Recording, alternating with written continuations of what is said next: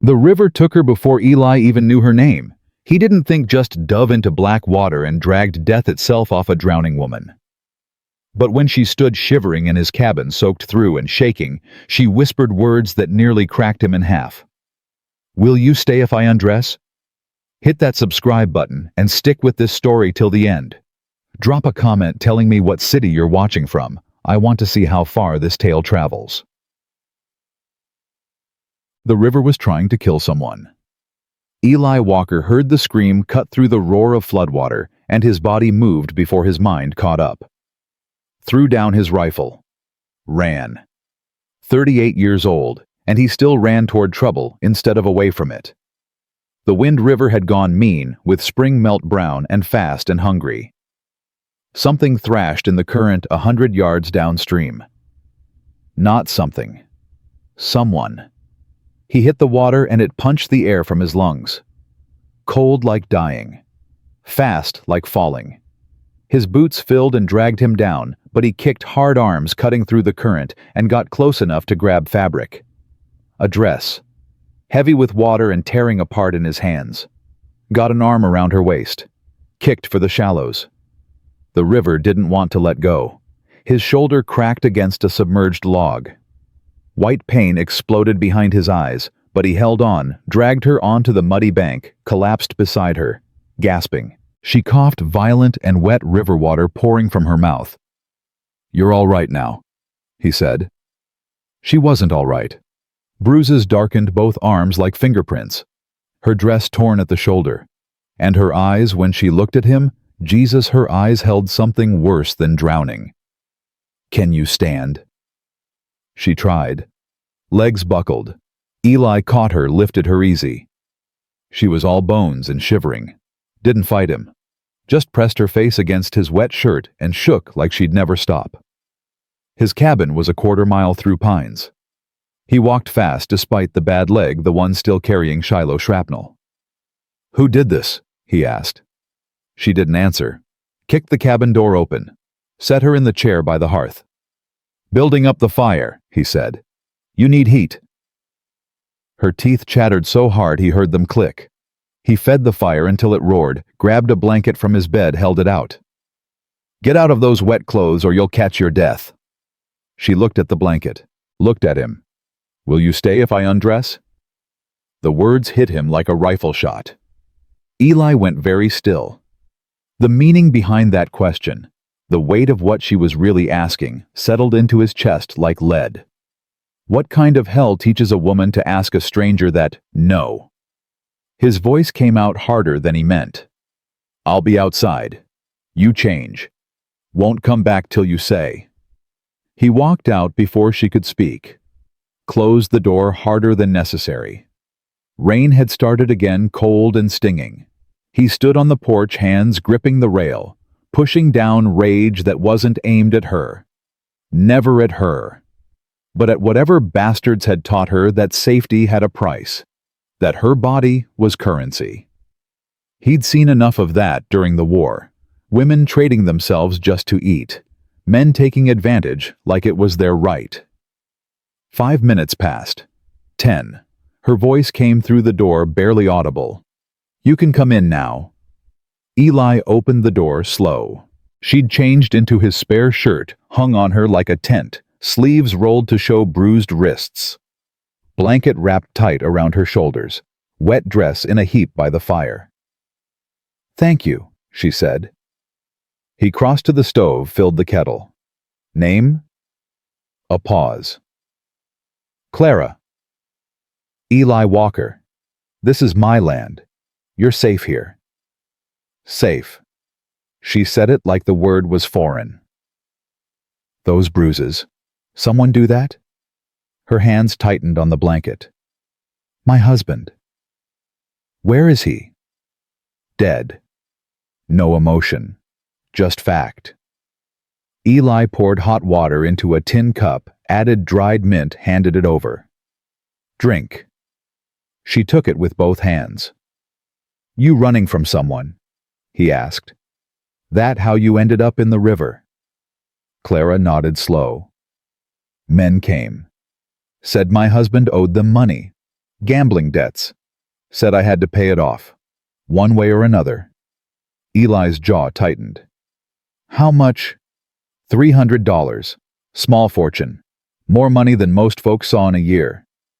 Didn't have it, Clara continued. So I ran. They chased me through town through the woods. Thought maybe if I crossed the river. Her voice cracked. But the current nearly killed you. Better than what they wanted. Truth of that sat heavy between them. Eli pulled out the other chair, turned it backward, sat facing her. Listen now. Don't care what your husband owed or who he owed it to. Nobody takes you from this cabin unless you want to go. Understand? She studied his face like she was searching for the lie. Why would you help me? Because it's right. Men don't do things because they're right. Some do, Eli said quiet. Not enough, but some. Clara took a shaky sip. They'll come looking. Let them. You don't know these men. Killed men before. His voice flat, matter of fact. War taught me. Peace didn't make me forget. She stared at him, then slowly nodded. Rain drummed on the roof. Fire crackled. Eli watched color return to her face. She was pretty under the fear and bruises. Dark hair, pale skin, eyes that might have been blue or gray, hard to tell in firelight. But it wasn't her looks that had him sitting here offering protection. It was that question. Will you stay if I undress? What kind of life makes a woman believe that's how the world works? How long were you married? He asked. 3 years. But we weren't. She stopped. Wasn't legal. He had a wife already, back east. Didn't know till after he died. So you got no claim to anything? No, and he owned nothing but debts anyway. Eli shook his head. Family before him. Sister in St. Louis, married a preacher. Told me I was dead to her when I moved west with him.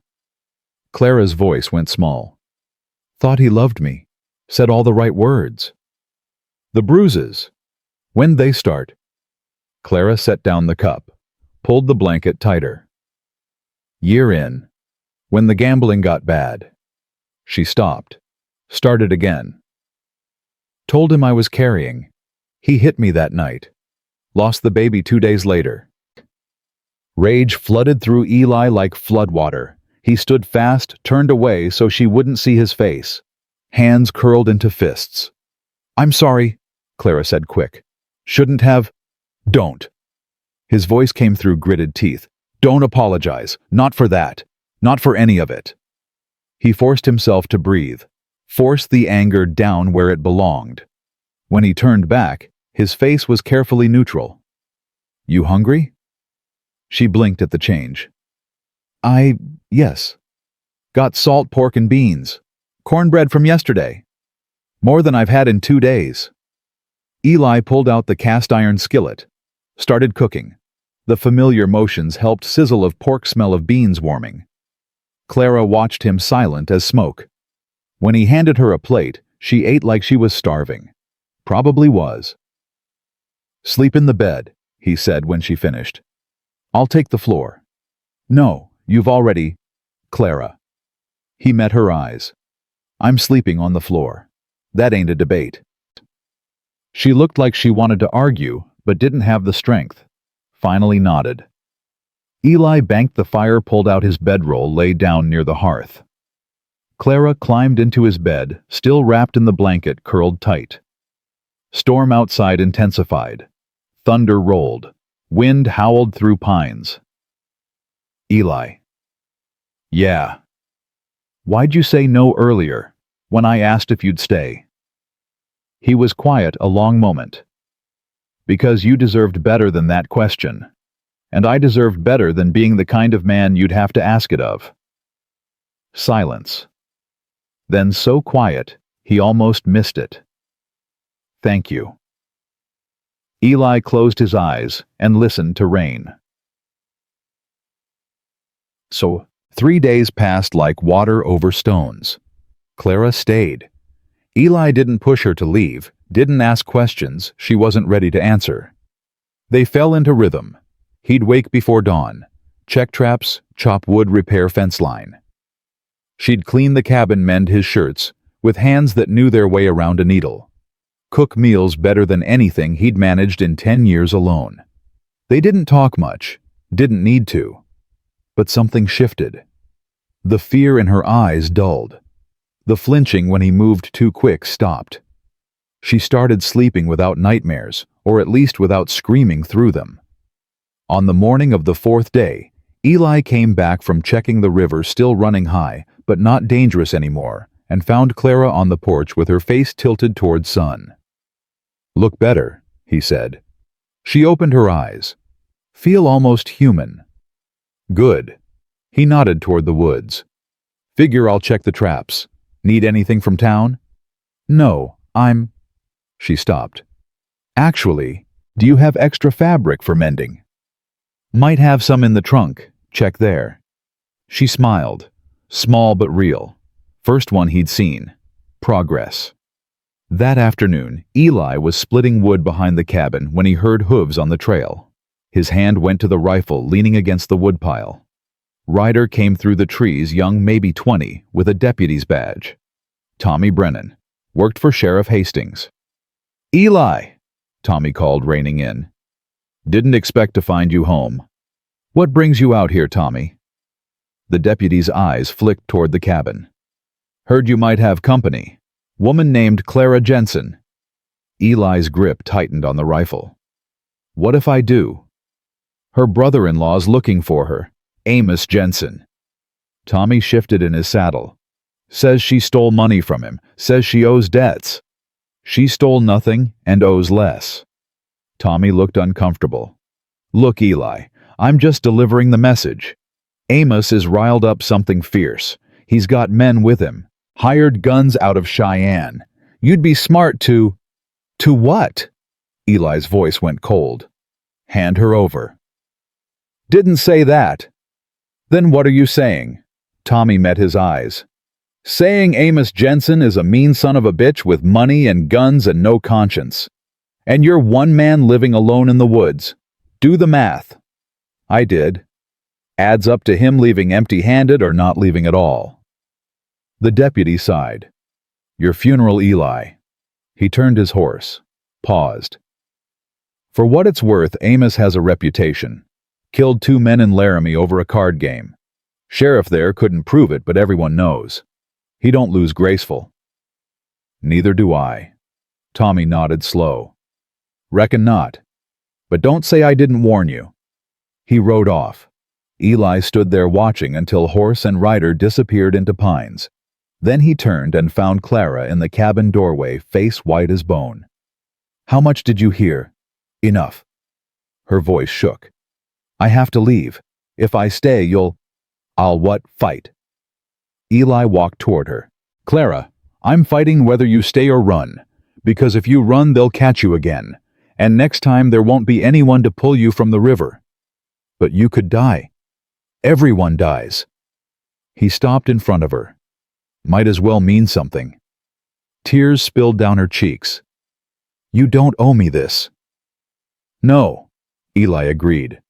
"But I'm giving it anyway." She stepped forward, hesitant, uncertain, and pressed her forehead against his chest. He stood very still, hardly breathing, until her arms came up and wrapped around him tight. "Won't let them take you," he said into her hair. "That's a promise." Clara didn't answer. Just held on like he was the only solid thing in a breaking world. Thunder rumbled distant. Storm coming. Eli looked past her toward the trees and saw movement, just a flash. Maybe deer, maybe not. His hand found the rifle. "Get inside," he said, quiet. "Bar the door after me." "What?" "Now, Clara." She pulled back, saw his face, understood. Disappeared inside. He heard the bar drop into place. Eli walked slow toward the tree-line, rifle ready, and caught the glint of metal in the shadows. Not deer. A man stepped out, tall, scarred face, wearing a long coat despite the heat. Behind him, 2 more shapes moved through the trees. "You Eli Walker," the scarred man called. Depends who's asking. Name's Cutter. Work for Amos Jensen. He smiled, but it didn't reach his eyes. Got business with the woman you're harboring. She ain't going anywhere. That ain't your decision to make. It is now. Cutter's hand moved toward his gun. Slow, deliberate. Eli raised the rifle. Wouldn't. 3 of us. 1 of you. Only need 1 shot. Eli's voice stayed level. Question is, which one of you wants to find out if I miss? The 2 men behind Cutter shifted nervous. Good. They were hired muscle, not killers. Not yet, anyway. Cutter studied him a long moment, then smiled again. Amos said you'd be trouble. Reckon he was right. He backed toward his horse, keeping his hands visible. But we'll be back, with more men, and next time we ain't asking nice. Next time I ain't warning either. Cutter mounted up. The other 2 followed. They rode off slow, making it clear they weren't scared, just tactical. Eli waited until the hoofbeats faded completely. Then he lowered the rifle and let out a breath he didn't know he'd been holding. The cabin door opened. Clara stood there, face pale, holding a kitchen knife like she knew how to use it. Are they gone? For now. How long till they come back? Eli looked at the darkening sky. Day. Maybe 2 if we're lucky. He walked back to the cabin. Need to get you somewhere safe. Where? Don't know yet. But we figure it out. He met her eyes. Together. She nodded, set down the knife. Her hands were shaking. Eli reached out slow, giving her time to pull away, and covered her hands with his. Steady. Warm. You did good, he said. Standing ready like that. I was terrified. Being scared don't mean you ain't brave. Clara looked down at their joined hands, then up at his face. Something moved in her eyes, something that wasn't fear. Why are you doing this? She whispered. Really? Eli thought about that, about the war and all the things he couldn't save, about coming home to an empty cabin and a brother's grave, about hearing that scream through floodwater and diving in without thinking. Because someone has to, he said finally. And because the moment I pulled you from that river, you became my responsibility. Not in the way you're thinking, he added quick when she tensed, but in the way that matters. You understand? She nodded slowly. I think so. Good. He squeezed her hands once, then let go. Now help me load ammunition. We got preparing to do. Outside, thunder rolled closer. The storm was coming whether they were ready or not. But this time, Eli thought maybe they'd face it together, and maybe, just maybe, that would be enough. They worked through the night like soldiers preparing for siege. Eli showed Clara how to load the Winchester, how to brace it against her shoulder so the kick wouldn't knock her down. Her hands fumbled at first, but she learned fast. Had to. They both knew Cutter and his men would come back, and when they did, it wouldn't be for conversation. Keep your finger off the trigger till you're ready to shoot, Eli said. And don't aim unless you mean to kill. Clara's hand steadied on the rifle. I mean to. He believed her. By dawn, they'd stacked firewood against the windows, not much of a barricade, but better than nothing. Eli nailed boards across the doorframe, leaving just enough gap to see out. Clara filled every pot and bucket with water from the well. If they got trapped inside, they'd need it. How long can we hold out? She asked. Long as we need to. Eli didn't mention that 3 men could starve them out in a week. Didn't need to. She wasn't stupid. The sun came up red and angry. Bad omen if you believed in such things. Eli tried not to, but after 4 years of war, he'd seen enough blood-colored dawns to know they usually meant trouble. I should go into town, he said. Talk to the sheriff. The sheriff works for men like Amos. Maybe, but law's still law. Worth trying. Clara shook her head. You leave and they'll come while you're gone. Burn this place down with me in it. She was right. Damn it, she was right. Then we wait, Eli said.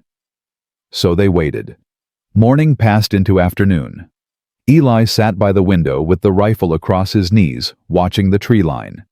Clara moved around the cabin quiet as smoke straightening things that didn't need straightening, keeping her hands busy so her mind wouldn't spin. Around 2 o'clock, she stopped moving and just stood there in the middle of the room. "I'm sorry," she said. "For what?" "For bringing this to your door." Eli turned from the window. "You didn't bring nothing. Those men did. There's a difference." "Is there?" Her voice cracked. "You saved my life and now you might lose yours because of it." "Clara." "Why?" She cut him off, voice rising. "Why would you do this? You don't even know me. I could be lying about everything. I could be exactly what Amos says. I am a thief and a whore and—" "Stop!" Eli stood crossed to her in 3 strides. "Don't you dare! Don't you dare take their words and make them yours." Tears spilled down her face. "But what if they're right?" "They ain't." "How do you know?" "Because I saw your face when you asked me that question." His voice gentled. "Will you stay if I undress? You remember asking that?" She nodded, miserable. A woman who's truly bad wouldn't have asked. She would have just done it, used whatever she had to survive. But you asked first. You gave me a choice. That tells me everything I need to know about who you are." Clara wiped her eyes with the back of her hand. "I was so scared." "I know. I thought that's what all men wanted. That's all they ever wanted from me." Eli's jaw tightened, but his voice stayed soft. "Not all men. Not me." She looked up at him, and something shifted in her face. The fear was still there, but beneath it trust. Fragile and new, but real. "I believe you," she whispered. Outside, a horse whinnied. Eli spun toward the window, rifle up. 3 riders came through the trees, but these weren't Cutter's men.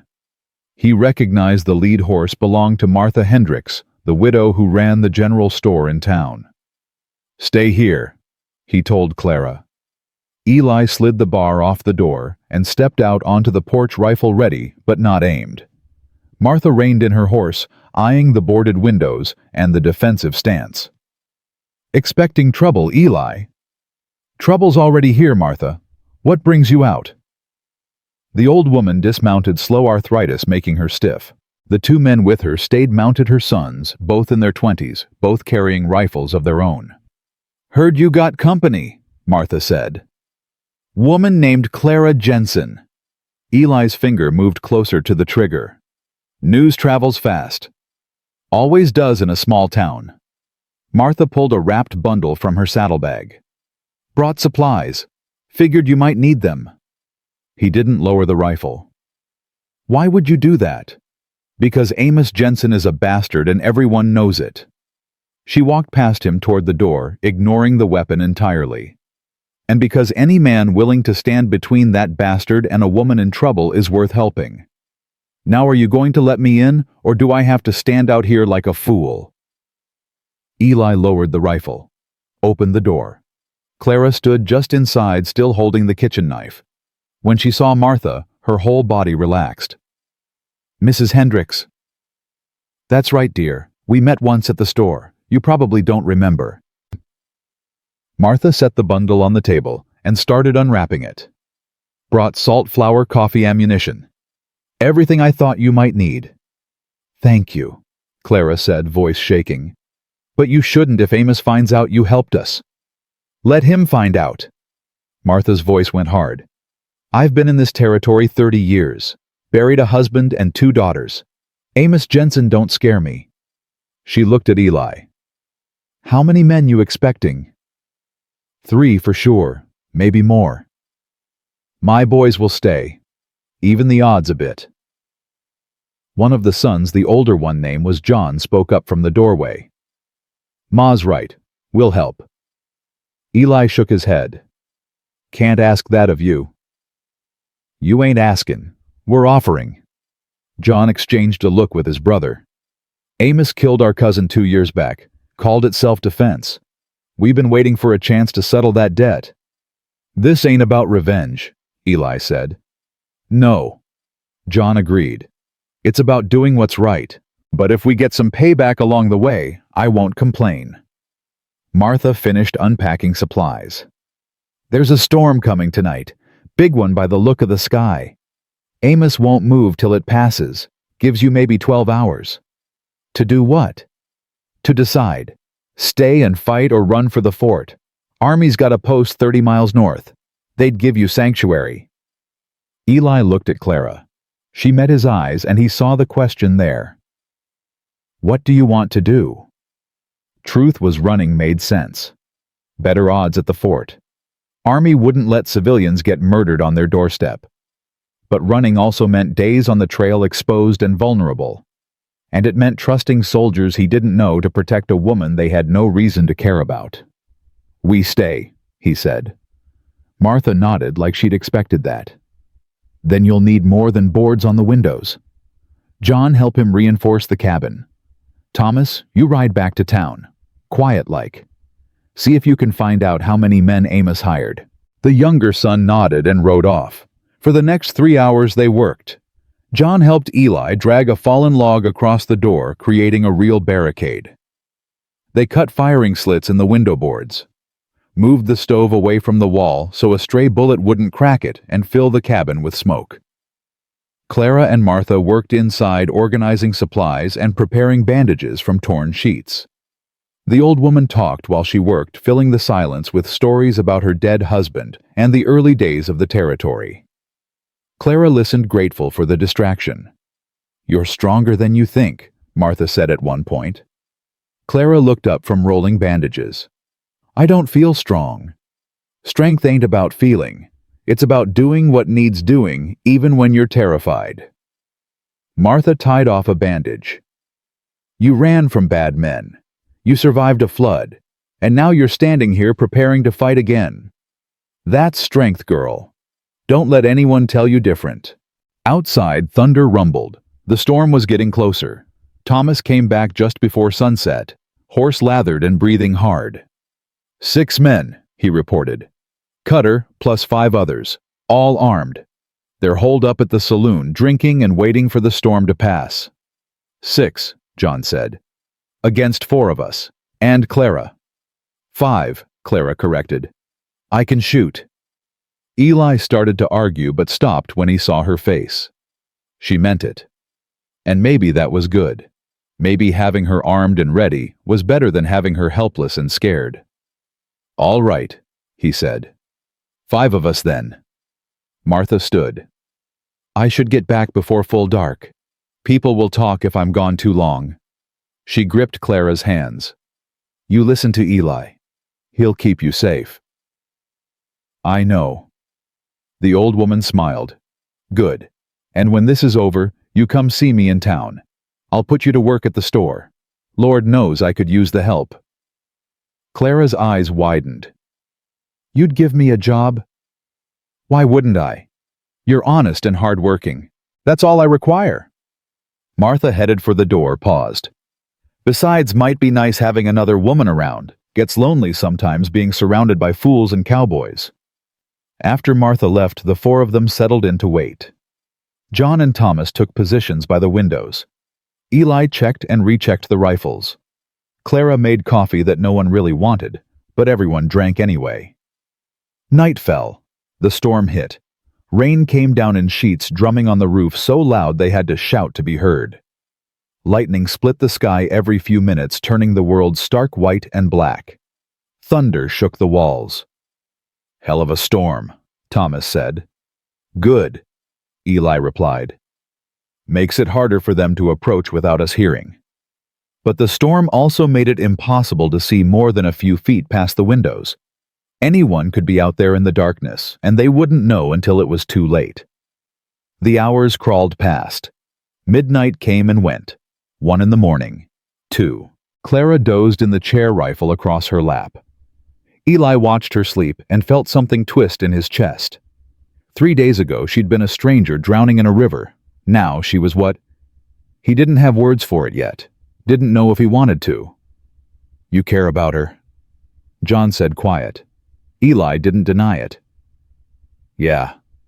She feel the same. Don't know. Don't matter right now. Might matter later. If there is a later. There will be. John smiled. Awful confident for a man outnumbered 2-1. Been outnumbered before. Still here. Around 3 in the morning, the rain slacked off. Wind died down to a whisper. Clara woke when Eli touched her shoulder. Storm's passing, he said. They'll come soon. She nodded, fully alert instantly. Fear lived in her eyes, but so did determination. They waited. Dawn broke gray and cold. Mist rose from the wet ground like ghosts. The trees dripped. Birds started singing, oblivious to human drama. There, Thomas said sharp. Movement in the tree line. 6 men on foot, spread out, moving careful through the pines. Eli recognized Cutter in the lead. The others looked hard professional killers, not ranch hands playing at violence. Everyone stay calm, Eli said.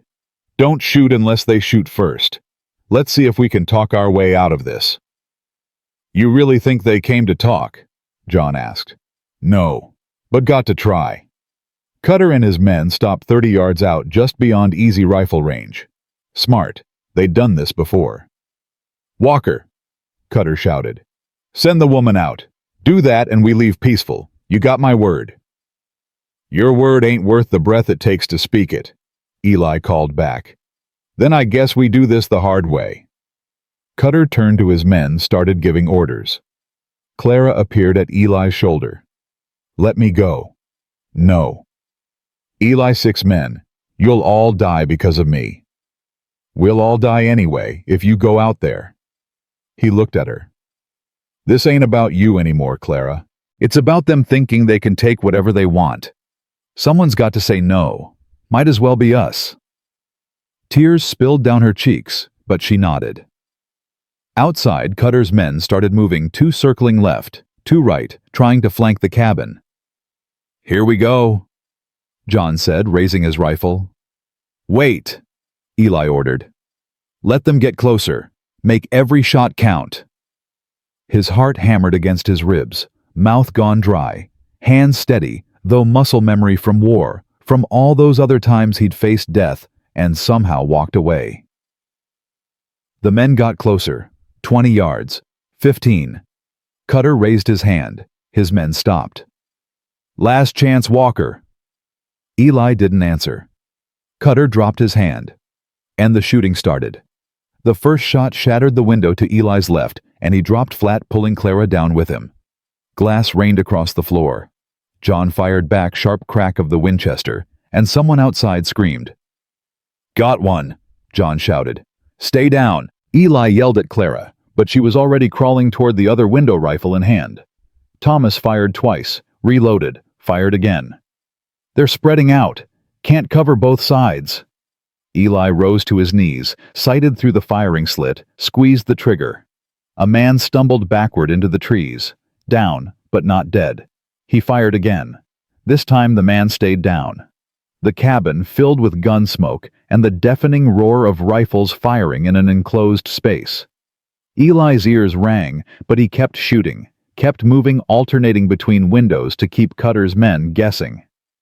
Clara fired once, missed, fired again, and someone cursed outside. Good girl, Eli said. Keep them honest. A bullet punched through the door. Splintered wood buried itself in the wall, 6 inches from Thomas's head. The younger Hendricks brother went pale, but didn't stop shooting. The attack lasted maybe 3 minutes, but felt like hours. Then suddenly, the gunfire stopped. Silence rushed in, broken only by the ringing in Eli's ears, and someone's ragged breathing might have been his own. Everyone alive? He asked. Yeah, John said. Here, Thomas added. Clara nodded, hands shaking on the rifle. Eli risked a look through the firing slit. 3 bodies lay in the clearing. 3 more had retreated into the trees. Even odds now. They'll try something else, he said. Cutter ain't the type to give up. He was right. 10 minutes later, smoke started seeping under the door. then flames bright and hungry licking up the outside wall. "Fire!" Thomas shouted. "They're burning us out!" "Water!" Eli grabbed a bucket, threw it against the wall. Steam hissed, but the flames barely slowed. More water. Everything we got. They fought the fire with buckets and blankets and desperate prayers, but fire doesn't care about desperation. It spread fast, eating the dry wood, filling the cabin with black smoke that burned their lungs and stole their air. "We have to get out." John coughed. "We stay here, we burn." Eli looked at Clara. Her face was streaked with soot and tears, but her eyes were clear. She knew what leaving the cabin meant. They'd be exposed. Easy targets.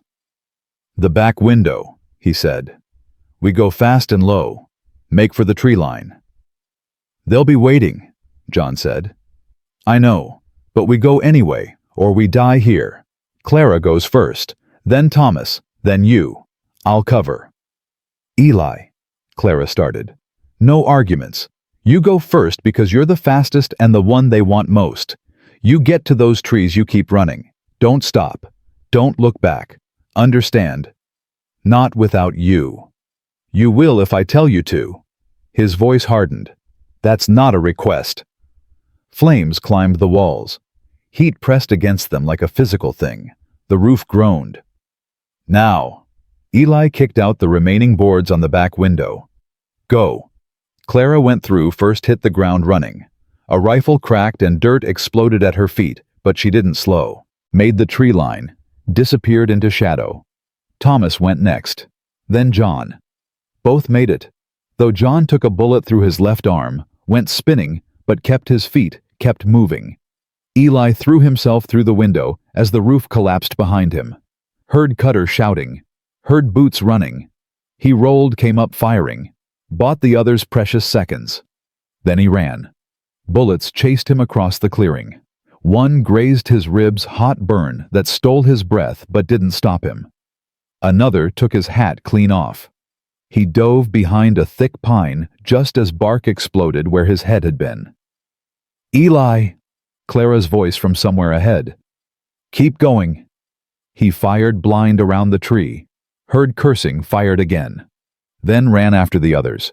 They crashed through undergrowth branches, tearing at clothes and skin. Behind them, Cutter and his remaining men gave chase, but they were city killers, not woodsmen. Eli knew these woods like he knew his own heartbeat. He led them deeper, taking game trails invisible to untrained eyes, crossing the creek twice to confuse the scent if they had dogs.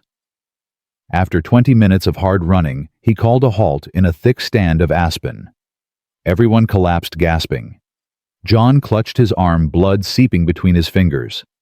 Thomas looked ready to vomit. Clara just stared at nothing, shock setting in. "Let me see," Eli said to John. The wound was clean. Bullet passed through the meat of his bicep without hitting bone. Hurt like hell, but wouldn't kill him. Eli tore strips from his own shirt, bound it tight. "Can you shoot?" he asked. John flexed his hand. Winced. "Yeah. Won't be pretty, but I can shoot. That's all that matters." Thomas pointed back the way they'd come. "Your cabin?" "Gone." Eli's voice was flat. "And everything in it. But we're alive. That's what counts." "Where do we go now?" Clara asked. Her voice sounded hollow, distant. Eli studied the trees, calculating. The army fort was still 30 miles north, but they couldn't make it in daylight with Cutter hunting them. They needed shelter, needed to rest and regroup. "There's an old barn," he said. "Mile west of here. Belongs to a homestead that burned out 5 years back. Nobody uses it anymore. We hole up there till dark, then move for the fort." "And if Cutter finds us?" Thomas asked. "Then we finish this." They moved out slower now, conserving strength. Eli took point with Clara, right behind him. The Hendricks brothers brought up the rear, John still bleeding but staying on his feet through sheer stubbornness. The barn appeared through the trees exactly where Eli remembered, gray wood weathered to silver roof, half-collapsed door, hanging crooked on rusted hinges. Not much, but it would do. They slipped inside. The interior smelled of rot and old hay and animal droppings. Holes in the roof let in shafts of dusty light. A few broken stalls remained along one wall. Swallow nests in the rafters. Check the perimeter, Eli told the brothers. Make sure we weren't followed. They moved off. Eli guided Clara to one of the stalls, settled her in the hay. She was shaking shock, finally catching up. "You're all right," he said. "You did good back there." "I couldn't shoot them," she whispered. "I tried, but I couldn't." "You kept them busy. That's enough." He tilted her chin up. "Look at me, Clara. You hear me. You did good." Tears spilled over. "Your cabin. Your home. Because of me. Because of them. Not you. Them." He wiped her tears with his thumb. "Wood and nails can be replaced. You can't." She threw her arms around him, and he held her, feeling her shake against his chest. His ribs burned where the bullet grazed him, but he ignored it. This mattered more. John and Thomas came back. "No sign of them yet, but they'll find this place eventually." "I know." Eli eased Clara back, made sure she was steady, then stood. "We rest for 2 hours. Eat if you got food, check your weapons, then we move." They settled in to wait. Thomas pulled out jerky from his pocket, somehow survived the chaos, and passed it around. Nobody was hungry, but they ate anyway. Fuel for what was coming. Clara sat close to Eli, their shoulders touching. Neither spoke, but the contact said everything words couldn't. An hour passed. John dozed, sitting up, exhaustion overcoming pain. Thomas stared at the barn door, rifle ready. Eli watched Clara and saw her staring at her hands. "What are you thinking?" he asked, quiet. "That I should have died in that river." "Don't. No, listen." She turned to face him. "I was nothing. Nobody. A woman used up and thrown away. And then you pulled me out and suddenly I mattered to someone. You fought for me. Nearly died for me. Lost your home for me." Her voice cracked. "And I don't understand why." Eli was quiet a long moment. Then he said, "You ever been to war?" She blinked at the change in subject. "No." "I was at Shiloh, April 1862. 2 days of fighting, 20,000 men dead or dying. I walked through fields where the bodies were stacked so high you couldn't see the ground." He looked at his hands. "I saw things there that broke something inside me.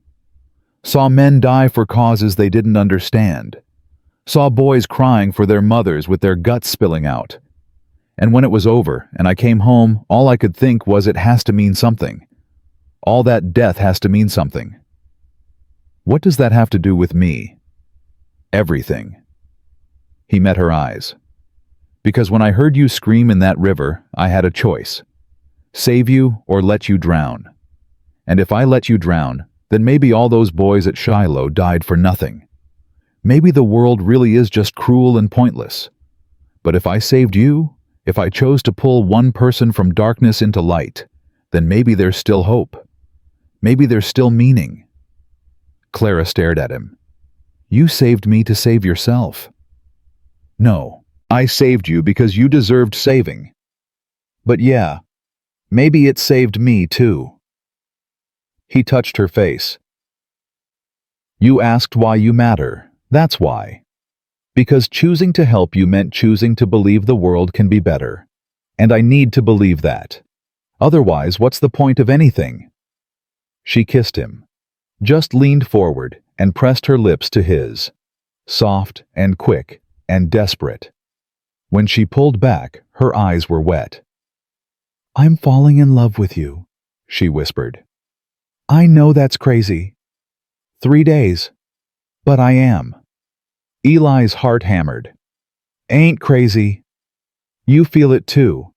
"Yeah." The word came out rough. "Yeah, I do." She kissed him again, longer this time. He tasted salt from her tears and smoke from the fire, and underneath it all, hope. Fragile and new, but real. A sound outside broke them apart. Boots on dry leaves. John snapped awake. Thomas raised his rifle. Eli put a finger to his lips, quiet, and moved to the barn door.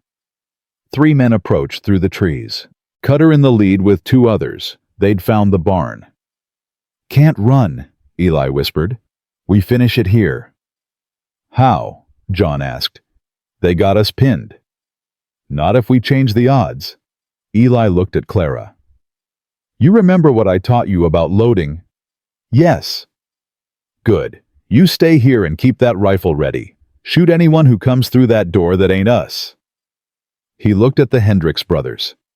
"You 2 come with me. We circle around, hit them from behind." "That's suicide," Thomas said. "It's the only play we got." John checked his wounded arm, nodded. "Let's do it." Eli kissed Clara once more, hard and quick. "Stay alive," he said. "You too." The 3 men slipped out the back of the barn and into the trees. Eli led them in a wide circle, moving quiet despite his burning ribs. They came up on Cutter's men from the east, downwind, unseen. Cutter was giving orders to his men, telling them how to approach the barn. Professional. Tactical. He'd done this before.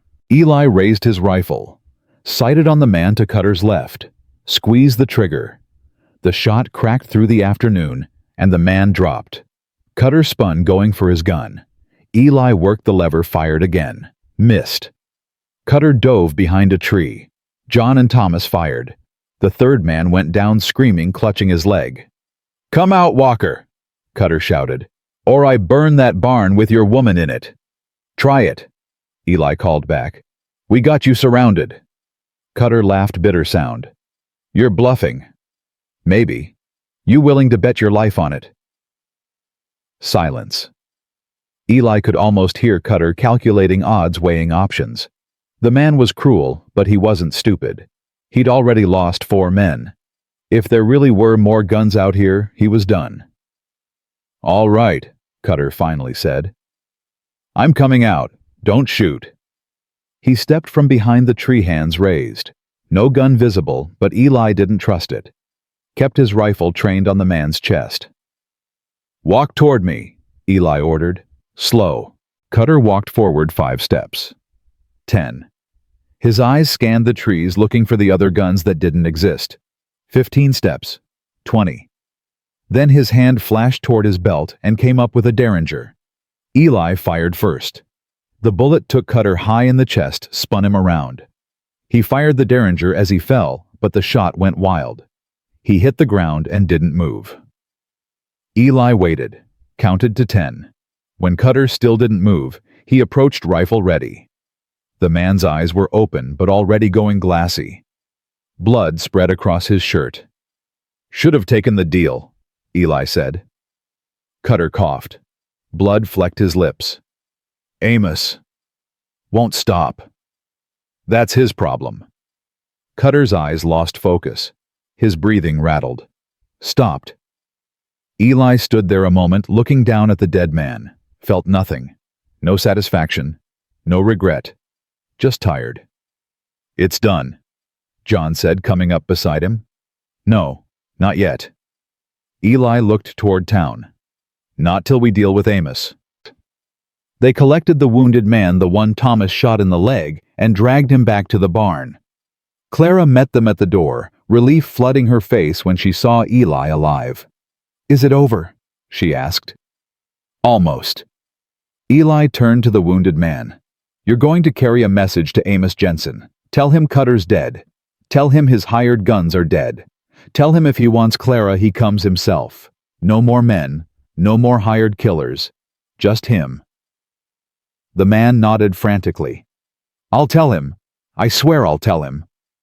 "And tell him we'll be at the sheriff's office at dawn. That's where we settle this. Legal. In front of witnesses." "Why the sheriff?" Clara asked after they sent the man limping away. "Because I'm done hiding, done running. We go public with this. Force the law to actually do its job." Eli looked at her. "And if the law won't protect you, then everyone in town will know it. We'll know that Amos Jensen is a murderer and the sheriff's his accomplice. Sometimes shame does what justice can't.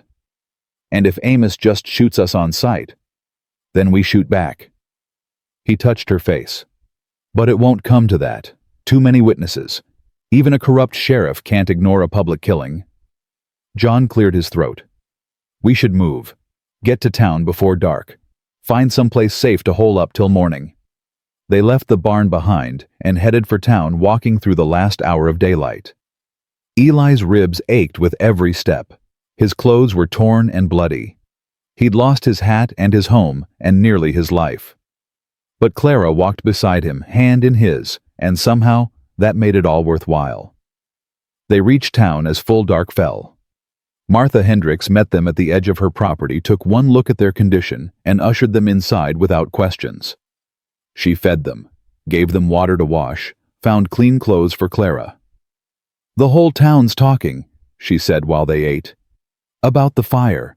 About Cutter's men. Sheriffs having fits trying to figure out what to do. What about Amos? Eli asked. Holed up at the saloon. Got 2 more men with him, drinking hard and talking about revenge.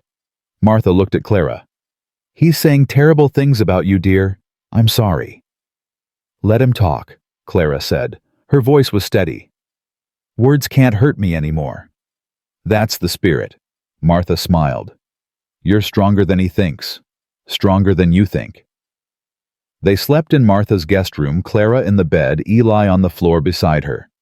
He didn't sleep much, kept listening for sounds of approach, for signs of attack. But the night passed quiet. Dawn came cold and gray.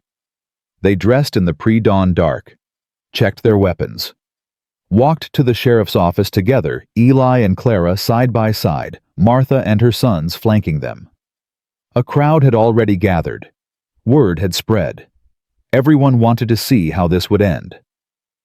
Sheriff Hastings stood on the office steps looking uncomfortable. He was a big man, soft from too many years behind a desk, but his eyes were sharp. Eli Walker, he said, you're wanted for questioning regarding the deaths of 6 men. Those men attacked us, Eli said loud enough for everyone to hear. They burned my cabin. They tried to murder us. It was self-defense. Murmurs from the crowd. That's not how Amos Jensen tells it, the sheriff said. Amos Jensen is a liar and a murderer, Clara said, stepping forward. And you know it. More murmurs, louder now. The sheriff's face reddened. You watch your mouth, woman. Or what? Clara's voice rang out clear and strong. You'll arrest me for speaking truth. My husband, the man I thought was my husband, owed Amos money. Gambling debts. When he died, Amos tried to make me pay it with my body. When I refused, he sent men to take me by force. That's the truth. All of it. The crowd erupted. Women gasped. Men cursed. The sheriff raised his hands for silence. You got proof of any of this? I got 6 dead hired guns, Eli said. And a town full of people who've seen Amos Jensen operate for years. How many men has he killed, Sheriff? How many debts has he collected with violence? And how much has he paid you to look the other way? The sheriff's hand moved toward his gun. That's slander. That's truth. Judge Miller pushed through the crowd, old man with white hair and sharp eyes. And I've heard enough. Sheriff, you will stand aside. These people are under my protection. Your Honor, I don't care what you think. Stand aside. The sheriff hesitated, then stepped back. Judge Miller looked at Eli and Clara. Tell me everything. Leave nothing out. So they did. Clara spoke first, telling the crowd about her false marriage, about the abuse, about Amos's threats. Her voice never wavered. Eli filled in the rest, the attack on his cabin, the chase through the woods, the final confrontation. When they finished, the judge turned to the crowd. Has anyone else been threatened by Amos Jensen? Silence. Then a woman stepped forward. Then a man. Then 3 more. One by one, people came forward with stories. Beatings, extortion, threats. A pattern of violence, years in the making. The judge's face grew darker with each testimony. Finally, he turned to the sheriff. Arrest Amos Jensen, now. On what charge? Attempted murder. Conspiracy to commit murder. Extortion. Pick one. The judge's voice was ice. Bring him here. Now. The sheriff looked like he wanted to argue, but the crowd was pressing close now, angry, wanting justice. He had no choice. He sent deputies to the saloon. They returned 10 minutes later, empty-handed. He's gone, one deputy reported. Left before dawn. Him and his men. Headed east by the look of it. A cheer went up from the crowd. They'd won. Amos had run.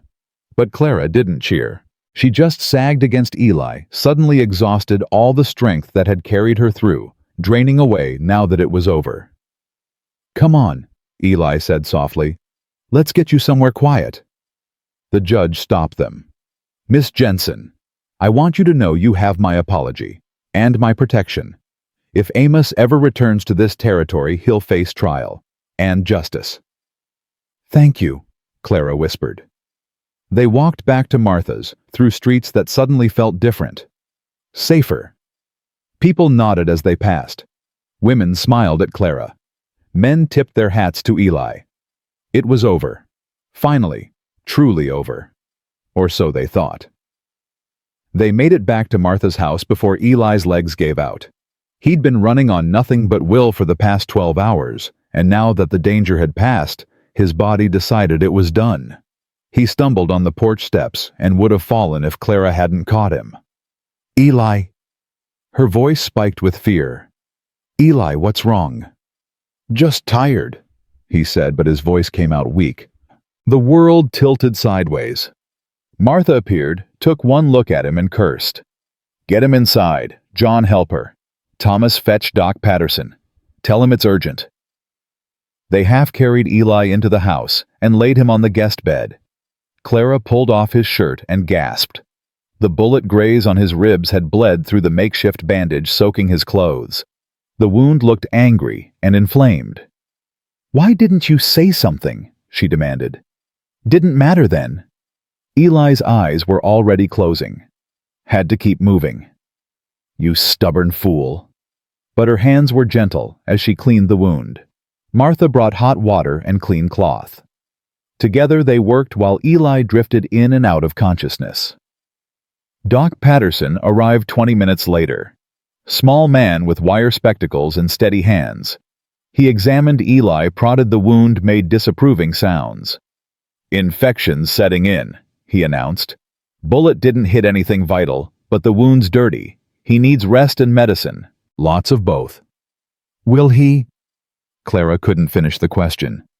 He'll live, if he stays down and lets his body heal. But if that infection spreads... The doctor shook his head. Then we'll have bigger problems. He left medicine and instructions. Clara sat beside the bed and refused to move. Martha brought her food she didn't eat, brought her blankets she didn't use. The old woman finally gave up and just left a chair there, knowing Clara wouldn't leave even if the house caught fire. Eli slept and dreamed. He was back at Shiloh. Smoke and screams and the smell of blood so thick it coated his tongue. His brother Jacob was there, 17 years old and too young for war, but there anyway because their father said both sons would serve. Jacob took a cannonball to the chest. Didn't die right away. Took him 3 hours bleeding and crying for their mother while Eli held him and couldn't do a damn thing to help. Don't leave me, Jacob kept saying. Please don't leave me alone. I won't, Eli promised. I'm right here. I'm right here. But Jacob died anyway. Died looking at Eli with eyes that asked why. Why him? Why this? Why any of it? Eli woke up screaming. Clara was there instantly, hands on his face, voice cutting through the nightmare. You're not there. You're here with me. You hear me, Eli. You're here. He grabbed her wrists, breathing hard, half convinced she was a dream too. But she was solid and warm and real. He pulled her close and held on while the shakes worked through him. I got you, she whispered. I got you. The fever came that night. Eli burned hot enough to steam in the cold room. He thrashed and muttered, lost in memories that wouldn't let him go. Clara stayed beside him, cooling his face with wet cloth, forcing water between his lips when he'd take it. Martha tried to spell her, but Clara refused. "I left him once already," she said, voice rough from not sleeping. "When I asked him that question, when I made him prove he was different, I won't leave him again. Child, you need rest. I'll rest when he's better." The fever peaked on the second night. Eli went still and quiet, barely breathing, and for a terrible moment, Clara thought she'd lost him. She pressed her ear to his chest, heard his heart beating slow and steady, and started crying. "Don't you dare," she told him fiercely. "Don't you dare leave me now. Not after everything. You promised you'd stay. You promised." His hand moved, fingers curling around hers. Weak but there. "Keep talking," he whispered, voice like gravel. "Your voice brings me back." So she talked. Told him about her childhood in St. Louis, about her sister who played piano, about the dresses her mother used to sew. Told him about the first time she saw a riverboat and thought it was the most magical thing in the world. Told him about all the small moments that made a life, the ones that seemed meaningless until you were fighting to hold on to them. She talked until her voice gave out, then just held his hand and hummed songs her mother taught her. Dawn came. The fever broke. Eli opened his eyes, and they were clear, focused. He looked at Clara, really looked at her, and saw the exhaustion carved into her face, the dark circles under her eyes, the way her hand shook slightly from not eating enough. "How long?" he asked. 3 days. "You been here the whole time?" "Yes." "You should have rested." "I did. Right here." She touched his face. "You scared me." "I'm sorry." "Don't be sorry. Just get better." He tried to sit up and immediately regretted it. Pain lanced through his ribs and his head spun. Clara pushed him back down. "Doc said you stay in bed for at least a week, maybe 2. "Can't afford 2 weeks. Need to rebuild the cabin before winter." "The cabin can wait. You can't." Her voice went hard. "And if you try to get up before Doc says you're ready, I'll shoot you myself." Despite everything, Eli smiled. "Yes, ma'am." She leaned down and kissed him. Soft and careful, mindful of his injuries. When she pulled back, there were tears on her face. "I thought I lost you," she whispered. "And I realized you're the first person in my whole life who ever made me feel like I mattered. Like I was worth something more than what men could take from me."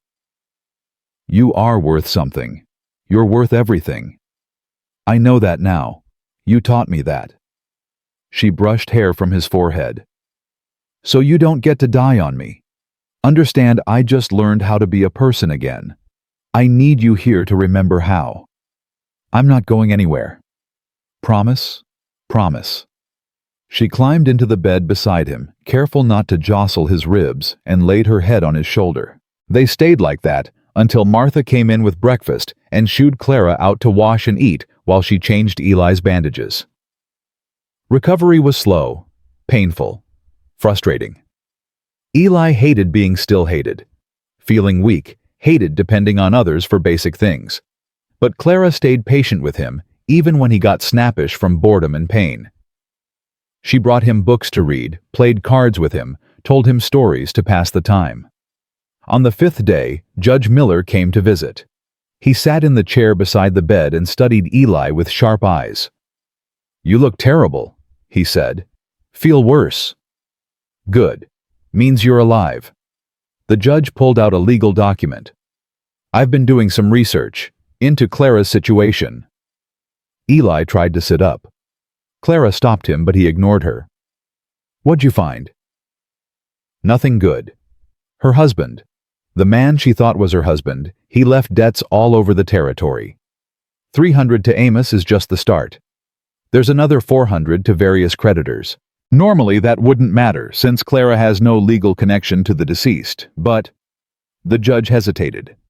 Some of those debts were incurred at establishments where Clara worked, where she served drinks and kept the books.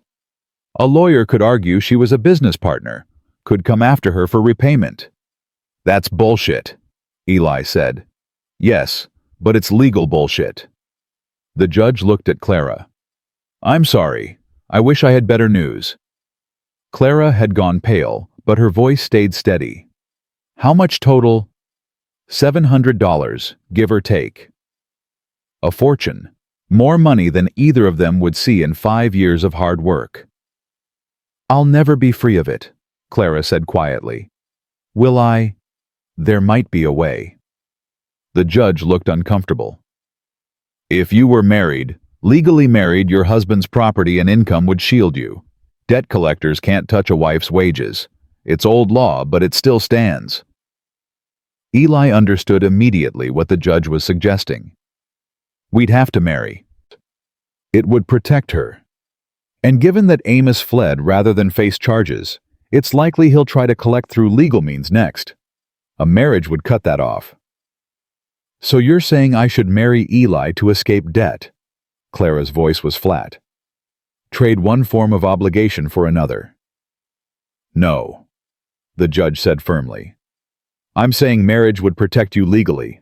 What it means personally, that's between you two. After the judge left, Clara walked outside. Eli gave her 10 minutes, then followed, ignoring Doc Patterson's orders and his body's protests. He found her standing by the fence, staring toward the mountains. You're supposed to be in bed, she said without turning. Seems like we need to talk more than I need rest. There's nothing to talk about. The hell there isn't. He moved to stand beside her. Clara, don't. She held up a hand. Don't propose because a judge said it's smart. Don't ask me to marry you because it's practical or because it solves a problem. I've had enough of being someone's solution. That's not what this is. Isn't it? She finally looked at him and her eyes were wet. A week ago you pulled me from a river. Now you're supposed to marry me. How is that fair to you? You didn't sign up for this. Didn't ask for a woman with $700 in debt and a murdered man's name attached to her. You're right, Eli said. I didn't sign up for any of this. I signed up to live alone in a cabin and trap game and die eventually of old age with nobody around to care. That was my plan. Simple. Safe. Lonely as hell. But at least I wouldn't lose anyone else I cared about. Then why? Because you changed it. He took her hands. You think I don't know what the judge was really saying, marry her to protect her? But here's what he doesn't know, I want to marry you anyway. Debt or no debt. Legal protection or not. I want to marry you because these past few days taught me something I'd forgotten. That being alone is different than being lonely. And I've been lonely for 10 years, Clara. Since the war ended and I came home to nothing. Since I buried my brother and my father and realized I was the last Walker left. But then you came along and suddenly I wasn't alone anymore. Suddenly I had a reason to wake up that wasn't just survival. Tears spilled down her cheeks. You don't have to say that. I'm not saying it because I have to. I'm saying it because it's true. He pulled her close despite his protesting ribs. I love you. And I don't care if that's fast or crazy or makes no sense. I love you. And if marrying you protects you from bastards trying to collect money you don't owe, then that's just a bonus. You love me. Her voice was small, disbelieving. Yeah. Since when? Since you asked me that question, and I realized what kind of hell you'd survived. Since you stood in that burning cabin and refused to leave without me. Since you sat beside my bed for 3 days, talking me back from fever dreams. He touched her face. Maybe since I pulled you from the river. I don't know exactly when, just know that I do. She kissed him then, hard and desperate and real. When they broke apart, she was crying and smiling at the same time. I love you too, she said. And yes, I'll marry you. Because of the debt protection. Because you're the first good thing that's happened to me in 10 years. Because you make me believe the world can be kind. Because I want to wake up beside you every morning for the rest of my life." She laughed through her tears. The debt protection is just a bonus. They married 3 days later in Martha's parlor. Doc Patterson gave grudging permission for Eli to be out of bed for an hour. Judge Miller performed the ceremony. Martha and her sons stood as witnesses. Clara wore a blue dress Martha lent her. Eli wore his clean shirt and his father's pocket watch. The ceremony was simple. They spoke the words, exchanged rings made from bent nails John shaped in his forge, kissed as husband and wife. And for the first time since the river, Clara felt truly safe. That night, they lay together in the guest bed, still healing, still careful, but together. Eli held her and felt her breathing slow as she drifted toward sleep. "Eli," she murmured. "Yeah. What do we do now?" "We heal. We rebuild. We start over. Just like that. Just like that." She was quiet a moment. Then, "Do you think Amos will come back?" "Maybe. Probably." Eli's arms tightened around her. "But if he does, we'll be ready. And we'll have something he doesn't." "What's that?" "Each other. And people who'll stand with us. That counts for something." "I hope so. I know so." He kissed the top of her head. "Sleep now. Tomorrow we start planning the new cabin." "Our cabin," she corrected. "Our cabin," he agreed. She fell asleep in his arms. Eli stayed awake longer, listening to her breathe, feeling the rise and fall of her chest against his side. The wound in his ribs ached. His body was tired, but his heart felt lighter than it had in years. He'd saved a woman from drowning, and somehow in doing so, she'd saved him right back. The next morning, Eli woke to find Clara already up and dressed. She'd made coffee and breakfast without waking him. When he tried to get out of bed, she appeared instantly with a stern look. "Doc said light activity only. Making coffee is light activity. Rebuilding a cabin is not. I'm healed enough. You're healed when Doc says you're healed." They argued good-naturedly over breakfast. Martha watched them with a small smile, remembering what it was like to be newly married and still learning each other's rhythms. Doc Patterson came by mid-morning, examined Eli's wound, and pronounced him recovering well. "Another week of rest and you can start light work, but nothing strenuous. That wound tears open, you'll be back in bed for a month." "A week," Eli said. "I can do a week." That week passed in a blur. Clara spent her days helping Martha at the general store, learning the business, proving herself capable and trustworthy. Word spread fast about her marriage to Eli. Some folks disapproved, thought it was too fast, too scandalous. But most remembered how she'd stood up to Amos in front of the whole town, remembered the steel in her voice when she spoke truth to power. They respected that. Eli spent his days planning the new cabin, drawing sketches, calculating materials. John and Thomas came by every evening to discuss construction. They'd help rebuild, they said. Payment for Eli standing with them against Amos. "You don't owe me anything," Eli said. "Then we're doing it because we want to," John replied. "Besides, winter's coming. You'll need shelter before snow flies." On the 8th day, Doc Patterson cleared Eli for work. They rode out to the burned cabin site the next morning, Eli and Clara and the Hendricks brothers. The destruction was total. Nothing remained but ash and scorched stone.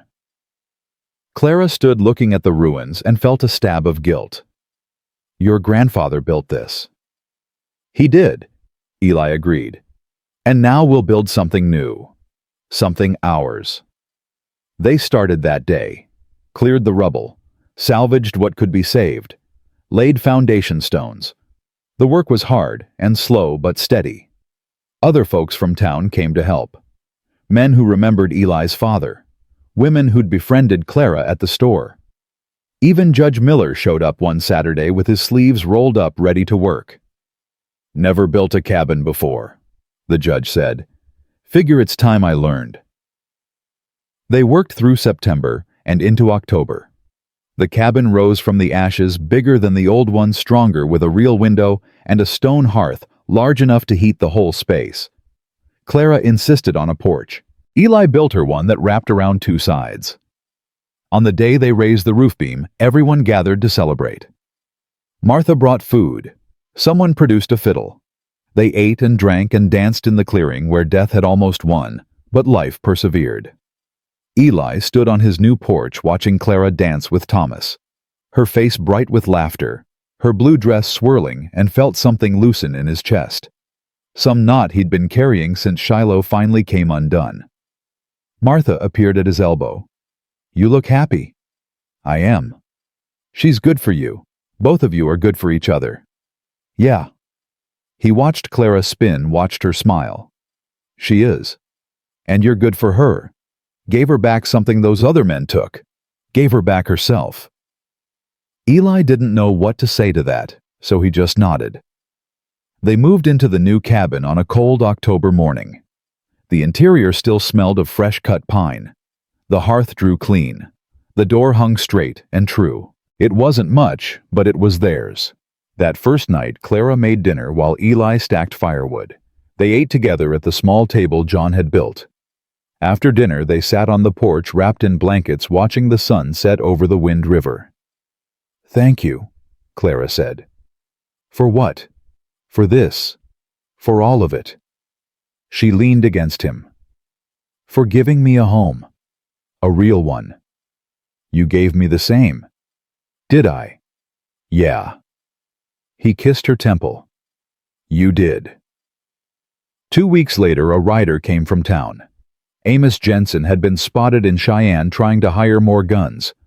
The law there arrested him on Judge Miller's warrant. He'd be transported back to stand trial for the murders of his previous victims. Evidence had mounted, witnesses had come forward. He'd hang for it. The news should have brought relief. Instead, Clara just felt tired. "Is it really over?" she asked Eli that night. "Yeah, it's over. I keep waiting for something else to go wrong." "Nothing's going wrong. Not anymore." He pulled her close. "We're safe. We're together. That's all that matters." She wanted to believe him, tried to, but fear had lived in her bones too long to evaporate overnight. It was 3 nights later when the nightmares came back. Clara woke screaming, fighting invisible hands, convinced she was drowning again. Eli woke instantly, caught her wrists before she hurt herself. "You're safe," he said. "Clara, you're safe. You're here with me." She collapsed against him, shaking. "I saw him. Saw Amos. He was laughing and... He's in jail. He can't hurt you." I know that. But my mind..." She couldn't finish. Eli held her until the shaking stopped. Then he said quietly, "Tell me about the baby." Clara went very still. "What? You mentioned it once, when you first came here, said you lost a baby when your husband hit you, but you never told me the rest." "There's nothing to tell." "Clara." She pulled away, wrapped her arms around herself. For a long moment, she didn't speak. Then, it was a girl. At least I think it was. I was 4 months along, could feel her moving, used to talk to her when I was alone, tell her about the life we'd have, how I'd protect her, love her, keep her safe from everything bad in the world. Her voice cracked. Eli stayed quiet, letting her find the words. He came home drunk, angrier than usual, said I'd embarrassed him in front of his friends, started hitting me. I tried to protect my stomach, but he... She stopped, started again. I bled for 2 days, lost her on the 3rd. She was so small, smaller than my hand. And I couldn't stop crying, couldn't stop thinking I'd failed her, that I was her mother and I couldn't keep her safe. That wasn't your fault. Wasn't it? I stayed with him. Even after the first time he hit me, I stayed. If I'd left... You survived, Eli said firmly. That's what you did. You survived until you could escape. And your daughter, she wouldn't want you carrying that guilt. She'd want you to live, to be happy, to have the life you couldn't give her." Clara started crying deep, wrenching sobs that seemed to come from somewhere she'd kept locked away. Eli held her through it, let her grief pour out in the darkness. When she finally quieted, exhausted, he said, "We could have children. Someday. If you wanted." She looked up at him. "You'd want that?" "After everything. Yeah, I'd want that. I'm scared." "I know. But we'd figure it out. Together." He touched her face. "You don't have to decide now. Just know it's possible. Know that the future can be different than the past." She kissed him. Soft and slow and full of promise. "I love you. I love you too." They fell asleep tangled together, and when Clara woke this time, it wasn't from nightmares, but from sunlight streaming through the window. Eli was already up making coffee. The cabin smelled like pine and wood smoke and new beginnings. Clara rose, wrapped herself in a blanket, and joined him on the porch. They stood together, watching the Wind River flow past, calm. Now the spring floods, just a memory. Everything that had happened seemed impossible in the morning light. The drowning, the chase, the fire, the fear. All of it felt like it belonged to different people. "You think we'll be all right?" Clara asked. Eli looked at her. This woman who'd come into his life like a storm and changed everything. "Yeah," he said. "I think we'll be just fine."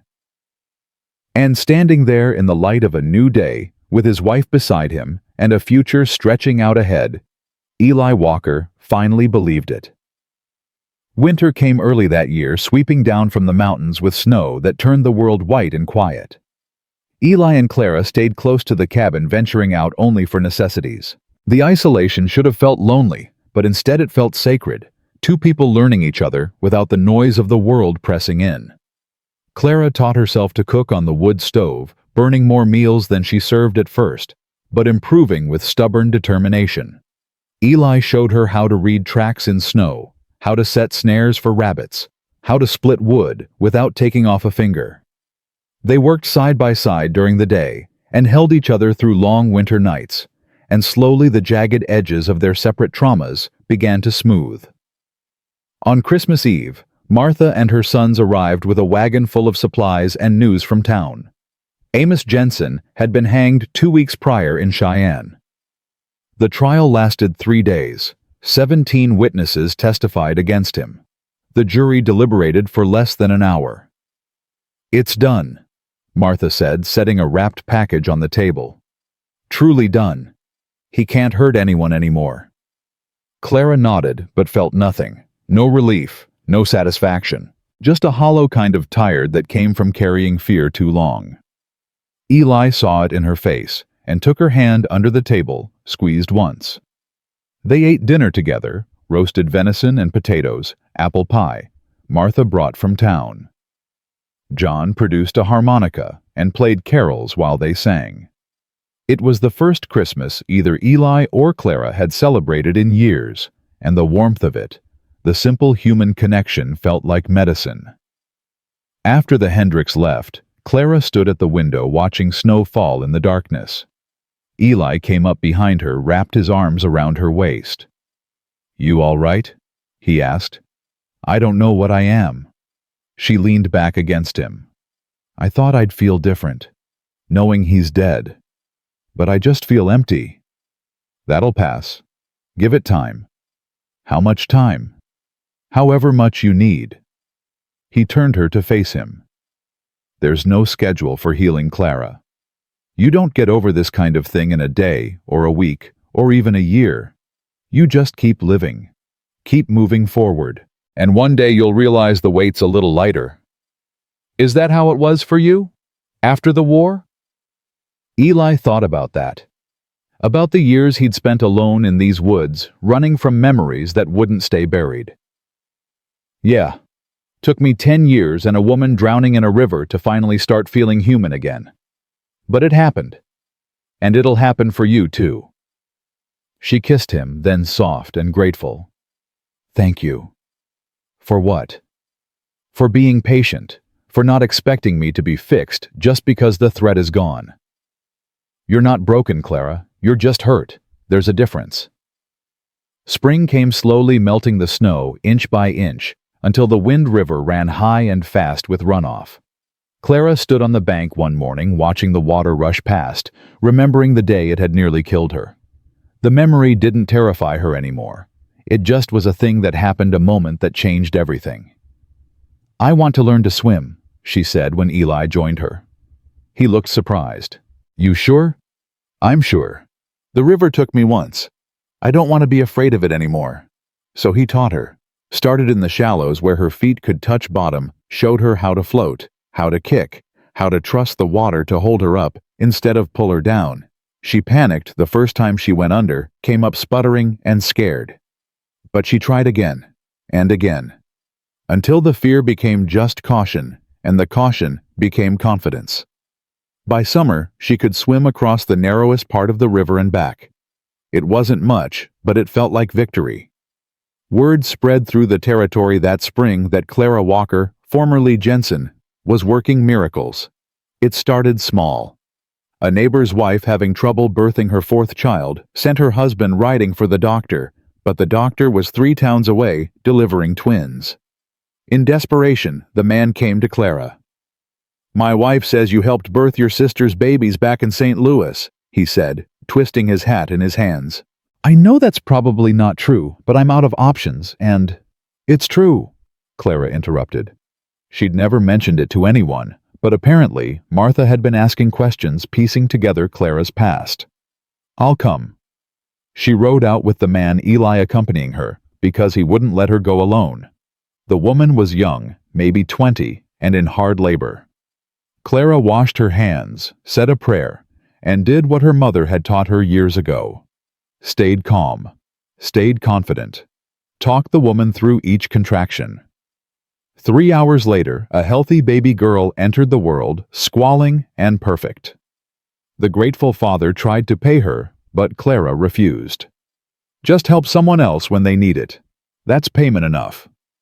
But word traveled. A week later, another woman came asking for help with a breech baby. Then another needing herbs for fever. Then a man whose wife was bleeding and wouldn't stop. Clara helped them all using knowledge gleaned from her mother and from hard experience. She couldn't save everyone. Lost a baby to early birth, lost a man to infection that set in too fast, but she saved more than she lost. People started calling her the River Widow. Some meant it as insult reminder of her scandalous past, but most said it with respect. She'd been pulled from death and somehow learned to pull others back too. It meant something. Judge Miller rode out one afternoon in late June with an official-looking document. Clara was in the garden pulling weeds when he arrived. She stood wiping dirt from her hands, suddenly nervous. Relax, the judge said. I'm not here with bad news. Then what kind of news? He handed her the document. Amos Jensen's estate was settled last month. Turns out he had more money than anyone knew. The court liquidated his assets to pay his debts and distribute restitution to his victims. He smiled. You're listed as a victim. Your share comes to $400. Clara stared at the paper. $400. More than enough to clear the remaining debt hanging over her head.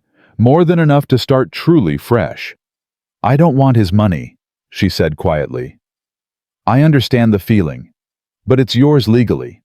You suffered because of him. This is acknowledgement of that suffering. The judge's voice gentled. Take it. Use it for something good. Turn his cruelty into something that helps instead of hurts. She thought about that. About all the people who'd come to her for help, about the supplies she couldn't always afford, about the mothers who needed medicine their families couldn't pay for. All right, she said. But I'm using it to help others. Setting up a fund. For women who need help leaving bad situations. For families who can't afford a doctor. The judge smiled. That sounds perfect. Eli came home from checking traps that evening to find Clara sitting at the table staring at a bank draft for $400. He listened while she explained, watched emotions play across her face. Anger, grief, determination. "What do you think?" she asked when she finished. "I think you're taking something evil and making it good. Can't ask for better than that." She stood cross to him, wrapped her arms around his waist. "I couldn't do any of this without you. You know that, right?" "You could. You're stronger than you think." "Maybe. But I'm stronger with you." He kissed the top of her head. The feeling's mutual. July brought a heat wave that turned the valley into an oven. Eli and Clara slept on the porch most nights, too hot to stay inside. On one of those nights, lying under the stars with her head on his chest, Clara said, "I've been thinking. About children." She felt him tense slightly. "I'm not ready yet. But I think someday. I think I might want to try." Eli was quiet a long moment. Then, "You sure?" "No. But I'm less scared than I was. And that feels like progress." She tilted her head to look at him.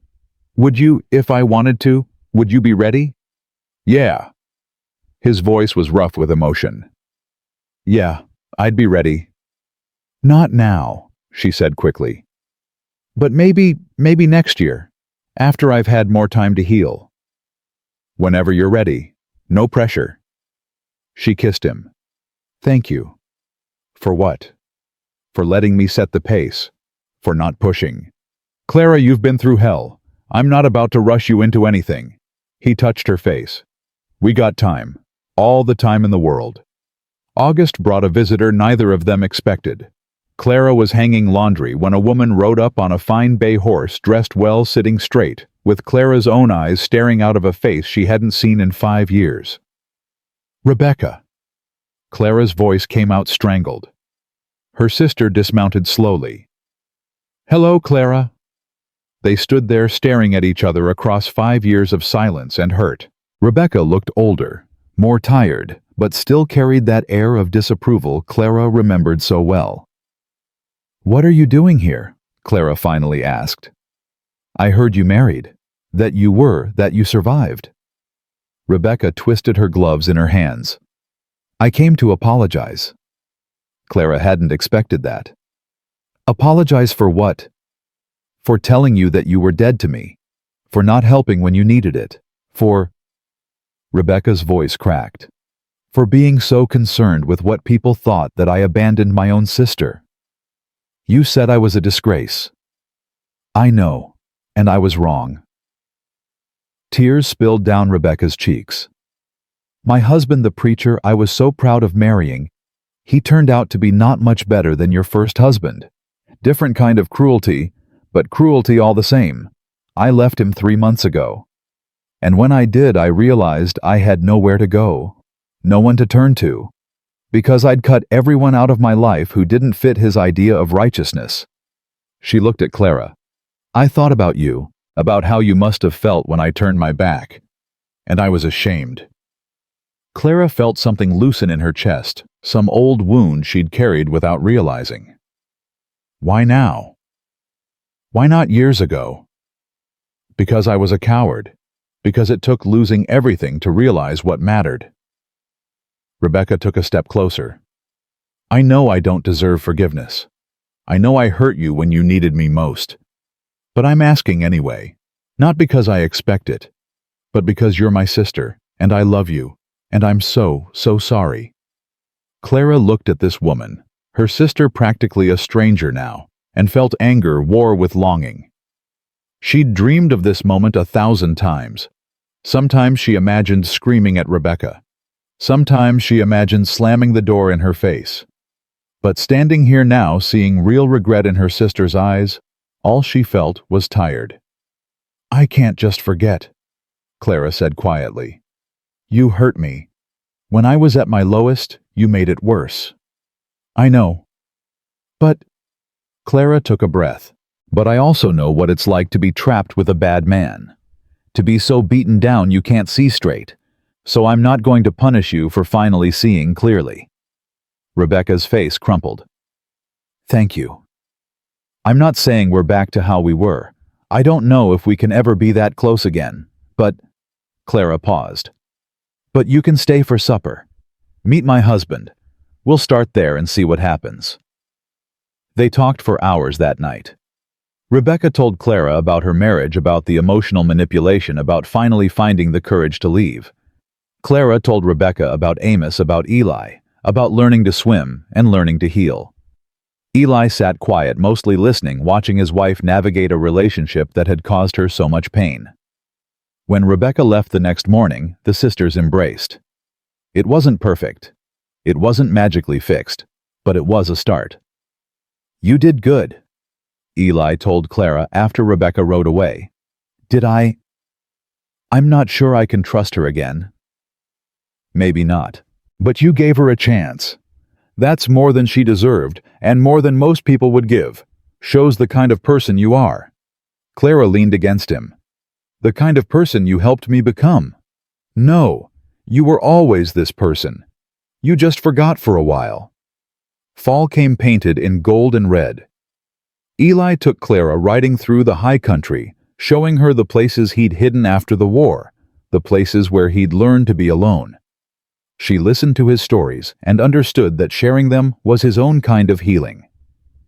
They were riding back one afternoon when they came across a woman walking the road, young, maybe 19, with a black eye and a torn dress. She startled when she saw them, looked ready to run. Clara dismounted immediately. Are you hurt? Do you need help? The girl's eyes filled with tears. I'm running from my husband. He said if I left he'd kill me, but I can't stay, I can't. You don't have to, Clara said firmly. She looked at Eli. He nodded. Come with us, Clara told the girl. You'll be safe, I promise. They took her back to the cabin, fed her, let her rest. Over the next few days, Clara helped her make a plan. The girl had family in Denver. Martha knew a wagon train heading that direction. They got the girl on it with enough money from Clara's fund to start over. You saved her, Eli said, watching the wagon disappear. We saved her, Clara corrected. You and me together. It became a pattern. Women started showing up at their door, sent by Martha or Judge Miller or word of mouth. Women running from bad men, from bad situations, from lives that were killing them slowly. Clara and Eli took them in, helped them, sent them on to better futures. The cabin became a way station for broken women learning to be whole again. One night in late October, Clara woke from a dream. Not a nightmare this time, but something softer. She dreamed of a little girl with Eli's dark hair and her own eyes running through the clearing while they watched from the porch. She turned to Eli, found him already awake watching her. I'm ready, she said. Ready for what? To try. For a baby. I'm ready. His hand found hers in the darkness. You sure? I'm sure. I'm scared, but I'm sure. And I think maybe being a little scared is okay, as long as I'm not letting the fear win. He pulled her close. Then we'll try. And whatever happens, we'll face it together. Together, she agreed. Winter came again. Snow blanketed the valley. And on a cold February morning, Clara woke feeling different. She knew before the signs showed, knew in some deep part of herself that something had changed. Eli, she said that evening. They were sitting by the fire, his arm around her shoulders. I think I'm pregnant. He went very still. You think or you know? I think, but I'm fairly certain. He turned to look at her, searching her face. How do you feel? Terrified, excited, hopeful, all of it at once. Do you want? Yes. She cut him off. Yes, I want this. I want this with you. He kissed her, then gentle and reverent. We're going to be parents. We're going to be parents, she echoed, and started laughing and crying at the same time. The pregnancy was hard. Clara was sick for months, could barely keep food down. Eli worried constantly, but she refused to let him treat her like glass. She kept working, kept helping other women, kept living her life, even as her body changed. In her 6th month, the nightmares came back. Not about Amos this time, but about the baby she'd lost years ago. She dreamed of small hands slipping through her fingers of blood she couldn't stop, of failing again. Eli held her through it. "This is different," he'd say. "You're different. You're stronger now. And you're not alone." "What if I can't protect this one either?" "Then we'll grieve. But Clara, you can't let fear of loss stop you from living. That's just another way of letting the past win." Doc Patterson checked on her regularly. So did Martha. So did half the women in the territory, all the ones Clara had helped over the years, coming to return the favor. On a warm September evening, Clara's water broke. Eli rode for the doctor while Martha stayed with her. The labor was long, nearly 20 hours, and there were moments when Clara was convinced she was dying, convinced this was punishment for daring to hope. But then, just before dawn, a baby's cry split the air. "It's a girl," Martha said, laughing and crying. "Clara, you have a daughter." They placed the baby in Clara's arms, tiny and perfect, and wailing with healthy lungs. Clara looked down at this new life, this second chance, and felt something break open in her chest. "Hi there," she whispered. "I'm your mama, and I've been waiting for you." Eli came in covered in road dust, having ridden like hell to fetch the doctor, only to find he'd missed the birth. He stopped in the doorway, staring at Clara holding their daughter, and his eyes filled with tears. "Come meet her," Clara said softly.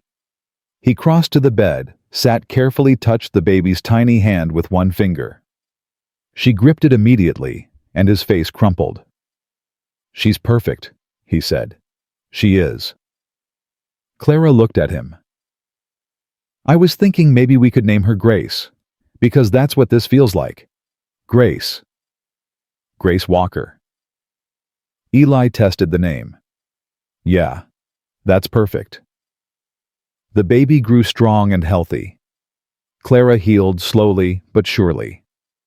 They fell into the rhythm of new parents, exhausted and overwhelmed, but happier than either had thought possible. One afternoon, when Grace was 3 months old, Clara carried her down to the river. The water ran calm and clear. She sat on the bank, cradling her daughter, and thought about the day she'd nearly drowned here. "This river tried to kill me once," she told Grace. "But your daddy saved me. And from that day, everything changed. I found love, found purpose, found myself again." She kissed the baby's forehead. "And now I found you." Eli appeared beside her, sat down in the grass, talking to her about the river. "Seemed right. This is where our story started. Our story started when you asked me that question. Will you stay if I undress?" Clara smiled. "Seems like a lifetime ago." "Does to me too." He put his arm around her. "You know what I realized the other day?" "What?" "I've been staying. Every single day since that first night I've been staying. And I'm going to keep staying. For the rest of my life." Clara leaned into him, feeling the solid warmth of him, the certainty. "You say that like it doesn't include me staying too. Does it?" "Always." She looked down at their daughter, then at the river flowing past. "We survived the flood, Eli. We survived the fire. We survived everything that tried to break us. And look what we built from the ashes." Years passed. Grace grew tall and strong, learned to swim in the river that had nearly claimed her mother. Other children followed 2 boys who looked like their father and had their mother's stubborn will. The cabin expanded, grew, became a real home filled with love and laughter, and the occasional visiting woman who needed refuge. Clara became known throughout the territory as a healer and a helper. Eli worked the land, raised their children, and never once regretted diving into that river. They grew old together beside the wind river, weathering storms and drought and all the small disasters that make up a life. On their 20th anniversary, they stood together on the bank where everything began. Their children played in the shallows. The sun set golden over the mountains. Clara's hair had streaks of gray now. Eli walked with a slight limp from old war wounds that ached in winter. "Do you ever wonder what would have happened if you hadn't heard me that day?" Clara asked. "No," Eli said simply. "Because you screamed and I heard you and I jumped in. That's what happened. Everything else is just what might have been, and I don't waste time on might have been." 20 years, she marveled. From drowning to this. From drowning to living, he corrected. Real living, the kind that matters. She took his hand, laced their fingers together. "Thank you." "For what?" "For diving in, for staying, for loving me even when I didn't know how to love myself. Thank you for letting me save you, and for saving me right back." They stood there as the sun sank lower, watching their children play, watching the river flow past, eternal and unchanging, but different in every moment. Two souls who'd survived flood and fire, who'd been broken and made themselves whole again, who'd chosen each other every single day for 20 years, and would keep choosing each other for whatever time remained. The river remembered the day it nearly claimed Clara Jensen. But the river also witnessed the day Eli Walker pulled her from its depths, and in doing so, pulled himself back from his own drowning. It witnessed their struggles and their triumphs, their pain and their healing, their love, that grew from 6 desperate words into a lifetime of quiet devotion. And on that evening, with the last light painting, everything gold, the Wind River flowed on, as it always had, carrying away the past, bringing in the future, constant as the turning world. Two people stood on its banks holding hands, living proof that sometimes the worst moments give birth to the best lives, and that love freely chosen is stronger than any storm that tries to break it.